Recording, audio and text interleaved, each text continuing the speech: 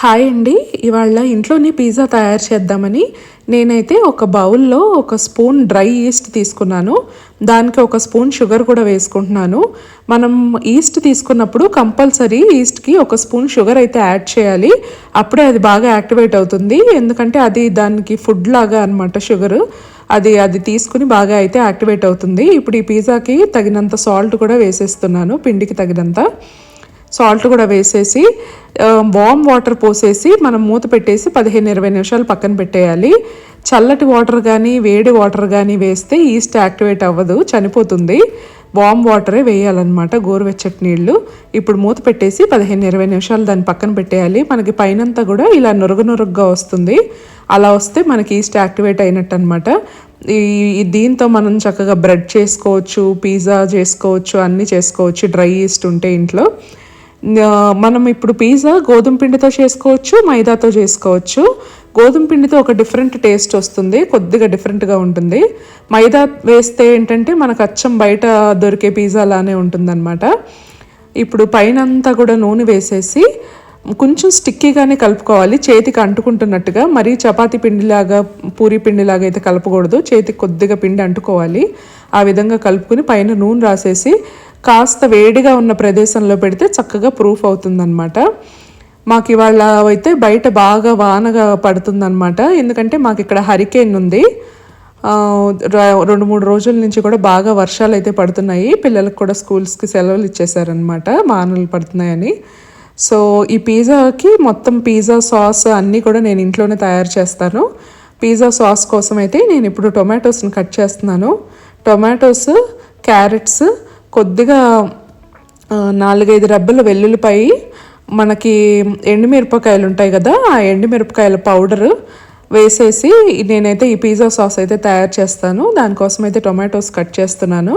So మనం pizza sauce కోసం tomatoes పొయ్యి మీద వేసేసాక అవి మగ్గుతూ ఉంటాయి. అప్పుడు నేను బయట కూరగాయలు అవి కోసుకొస్తాను. ఎందుకంటే బయట బాగా ఈదురుగాలి వానగా ఉందన్నమాట. చెట్లకున్న కూరగాయలు అవి కూడా ఏమన్నా రాలి కింద పడిపోతాయేమోనని ఉన్నవన్నీ కూడా కోసుకొచ్చేద్దామని ముందైతే నేను పిజ్జా సాస్ కోసం ప్యాన్ పెట్టేసేసి ఇవి మగ్గుతూ ఉంటాయి, అప్పుడు వెళ్ళి కోసుకొద్దామని అయితే ఇప్పుడు ప్యాన్లో ఒక స్పూన్ ఆయిల్ వేసుకున్నాను. ఒక స్పూన్ ఆయిల్ వేసేసి ఇప్పుడు ఈ టొమాటోలు, క్యారెట్, వెల్లుల్లిపాయలు ఇవన్నీ కూడా ప్యాన్లో వేసేసి మూత పెట్టేసి కాసేపు మగ్గనిస్తాను.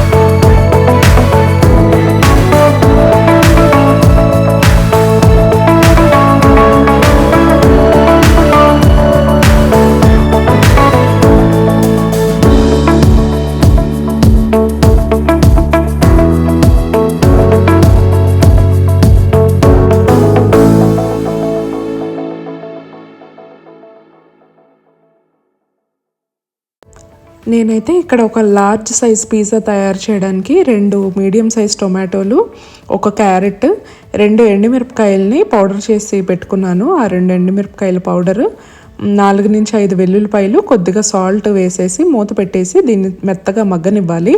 ఇప్పుడు పిజ్జా మీద టాపింగ్స్ వేసుకోవడానికి నేనైతే ఉల్లిపాయలని సన్నగా కట్ చేస్తున్నాను. ఇది నేను పన్నీర్ పిజ్జా చేస్తున్నాను. మనకి కడాయి పన్నీర్ పిజ్జా అంటారు కదా, డామినోస్లో దొరుకుతుంది ఇండియాలో. సో అలాంటిదైతే చేస్తున్నాను అనమాట. దానికోసం అయితే ముందు ఇక్కడ పచ్చిమిర్చిని సన్నగా కట్ చేసుకుంటున్నాను. మామూలుగా దీనికి ఆలపినోస్ వేసుకుంటే టేస్ట్ చాలా బాగుంటుంది. నా దగ్గర ఆలపినోస్ లేవు, అందుకే నేనైతే ఇక్కడ పచ్చిమిర్చి వేస్తున్నాను. మనకు అక్కడక్కడ కూడా కారంగా తగులుతూ బాగుంటుంది అనమాట పచ్చిమిర్చి వేసుకుంటే. ఆలపినోస్ వేసుకుంటే ఇంకా బాగుంటుంది. దీంట్లోకి ఇప్పుడు నేను ఇంత చిన్న ముక్క ఉల్లిపాయ సరిపోతుంది, మనం మరీ ఎక్కువగా వేయకూడదు. టాపింగ్ అక్కడక్కడ ఉంటేనే బాగుంటుంది అనమాట. అందుకే కొద్దిగా సన్నగా కట్ చేసుకున్న ఉల్లిపాయ, ఇంకా పన్నీర్ పీసెస్, వీటన్నిటిని కూడా ఒక బౌల్లో వేసుకుని వాటిని మ్యారినేట్ చేస్తాను. ఇప్పుడు ఆ మ్యారినేషన్ని మనం డైరెక్ట్గా పిజ్జా మీద వేసేసుకోవచ్చు. చక్కగా అది ఓవెన్లో బేక్ అయినప్పుడు బాగుంటుందన్నమాట తినేటప్పుడు.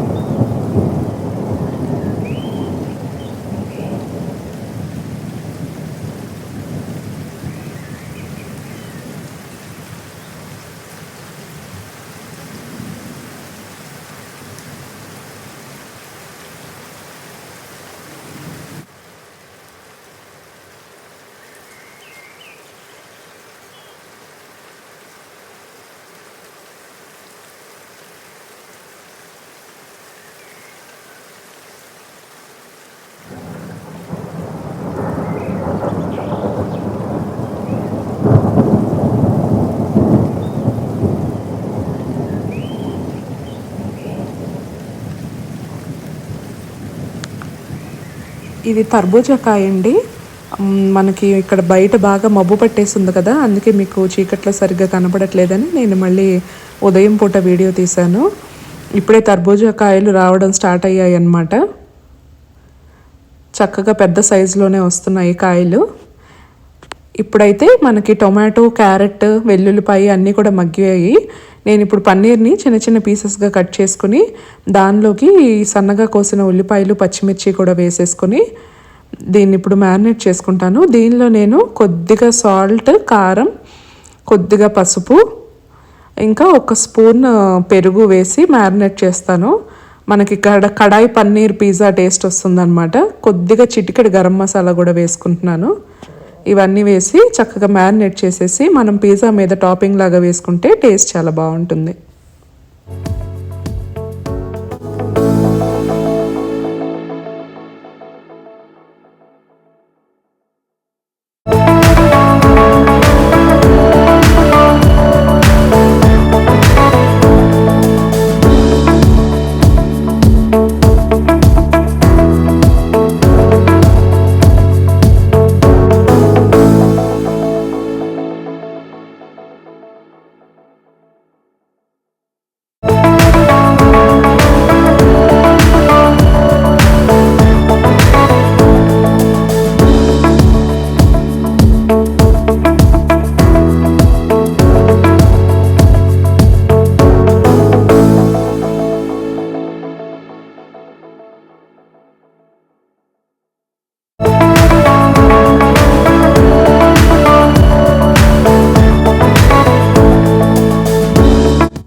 ఇప్పుడు పిజ్జా సాస్ కోసం టొమాటో, క్యారెట్ ఇవన్నీ కూడా చక్కగా మగ్గిపోయాయి. స్టవ్ ఆఫ్ చేసేసి వీటిని కాస్త చల్లారనిచ్చాక మనం వీటిని పేస్ట్ లాగా అయితే చేసుకుందాము. ఇది పేస్ట్ చేసుకునేటప్పుడే నేను దీంట్లో కొద్దిగా ఒక 2 స్పూన్స్ టొమాటో కెచప్ కూడా యాడ్ చేస్తానన్నమాట. మనకి తీతీగా, కారం కారంగా పిజ్జా సాస్ అయితే చాలా టేస్టీగా ఉంటుంది. ఇప్పుడు ఇవి చల్లారిపోయాయి.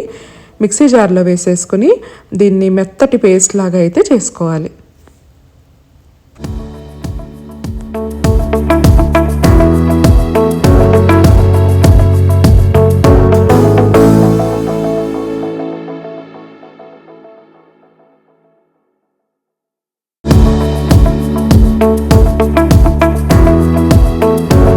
దీంట్లో ఇప్పుడు తగినంత సాల్ట్, ఇంకా టొమాటో కెచప్ వేసేసి కొద్దిగా వాటర్ వేసి ఫైన్ పేస్ట్ లాగైతే చేసుకుందాం.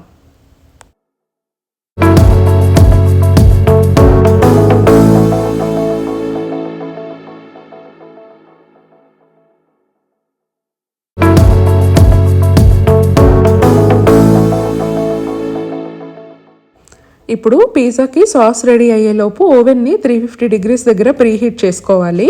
ఆ చక్కగా ప్రీహీట్ అవుతూ ఉంటుంది. ఇంతలో చూసారా, పిండి చూసారా ఎంత చక్కగా పొంగిందో. మనం 30-40 నిమిషాలు ఇలా పక్కన వదిలేసేస్తే కొంచెం గోరువెచ్చగా ఉన్న ప్రదేశంలో పిండి కూడా చక్కగా పొంగుతుంది. ఇలా పొంగితేనే మనకి పిజ్జా బాగా వస్తుంది, లేకపోతే గట్టి రాయిలాగా అయిపోతుంది అనమాట. అలా పొంగిన తర్వాతే మనం పిజ్జాని అయితే చేసుకోవాలి. ఇప్పుడు నేను ఈ పిజ్జా ట్రేలో కొద్దిగా బటర్ అయితే అప్లై చేస్తున్నాను. బటర్ని కొద్దిగా మెల్ట్ చేసుకుని పిజ్జా ట్రే మొత్తం కూడా రాసేస్తున్నాను. ఎందుకంటే మనకి చక్కగా బేక్ అయ్యాక అది ఈజీగా ఊడొస్తుందన్నమాట, కింద అతుక్కోకుండా. ఇప్పుడు దీని మీద అయితే ఇప్పుడు ఇందాక మనం కలిపి పెట్టుకున్నాం కదా పిండి, పిజ్జా డో, దాని మీద వేసేసి మొత్తం నీట్గా స్ప్రెడ్ చేసుకోవాలి. నేను ఇంట్లో రకరకాల పిజ్జాస్ అయితే తయారు చేస్తానండి. Vegetable pizza, cheese pizza, chicken pizza, paneer pizza. Paneer పిజ్జాలోనే చాలా రకాలు చేసుకోవచ్చు, చికెన్ పిజ్జాలోనే చాలా రకాలు చేసుకోవచ్చు. ఇంకా మనం కింద ఇప్పుడు వేస్తున్నాం కదా టొమాటో సాస్ పిజ్జాకి, ఆ సాస్ కాకుండా నేను వేరే వైట్ సాస్ కూడా తయారు చేస్తాను, దాంతో కూడా చేసుకోవచ్చు. అది కూడా భలే టేస్టీగా ఉంటుంది. వైట్ సాస్ వేసిన పిజ్జా అనమాట. మనకి ఒకసారి తెలిస్తే ఎలా చేయాలో ఇంకా రకరకాలు చేసుకోవచ్చు అనమాట, మన ఇష్టం. టాపింగ్స్ అన్నీ కూడా మార్చుకుని మన ఇష్టం వచ్చినవి వేసుకోవచ్చు.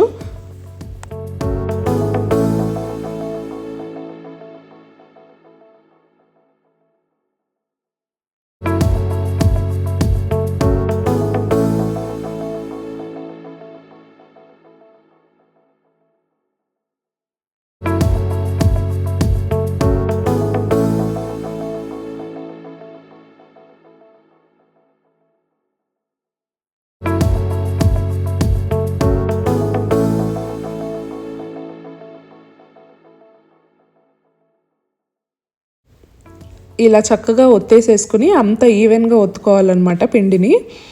మొత్తం నీట్గా స్ప్రెడ్ చేసేసుకుని ఇప్పుడు దీని మీద ఇందాక మనం చేసుకున్నాం కదా పేస్ట్ టొమాటో సాస్, అది దీని మీద వేసేసుకుని చక్కగా మొత్తం అంతా కూడా స్ప్రెడ్ చేసేసుకోవాలి.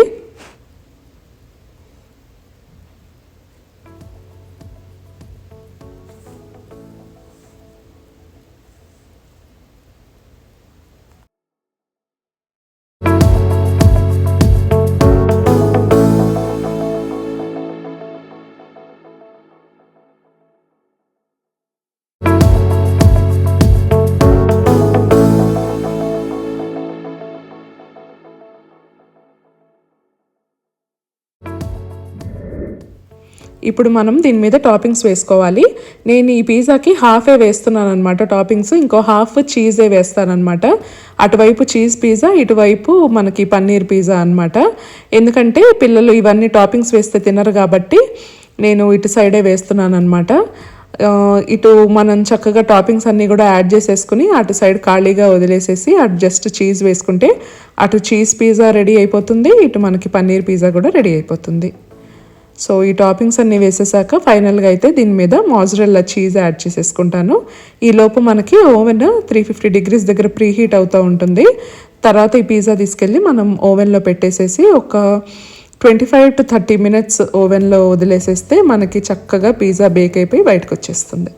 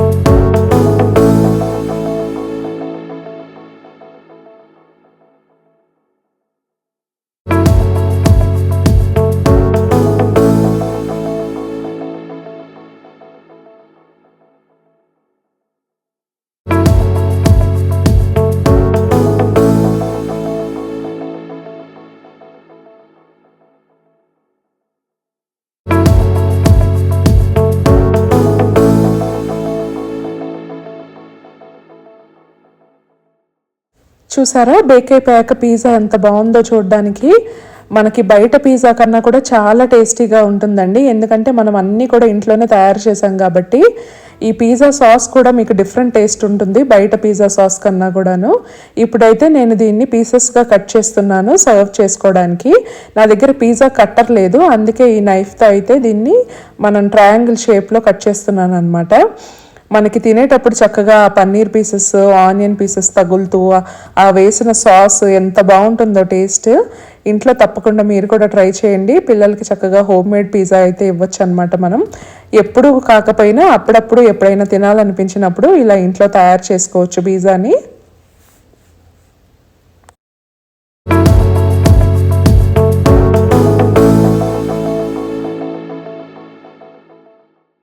బయట జోరుగా అయితే వాన పడుతుంది. మేము ఇప్పుడు యమ్మీగా చేసుకున్న పిజ్జా అయితే తినేస్తాము.